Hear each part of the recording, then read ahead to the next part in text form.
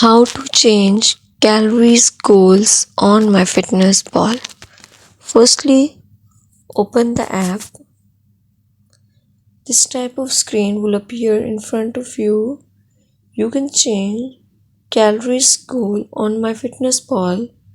At the bottom, you can see here dashboards, diary, newsfeed, plans, and the more. Click on the more option. Now you can see that there was an option of more.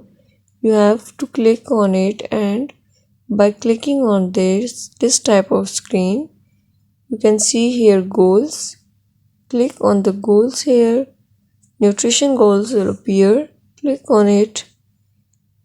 In this way, you can change calories on the goals by clicking on calories and add calories of your own choice like this.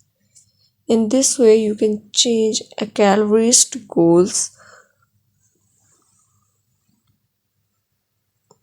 on Myfitnesspal app.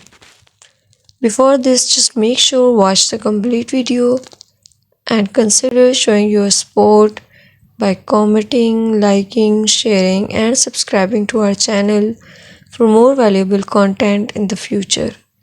Your engagement is highly appreciated. I wish you very good luck. Thanks.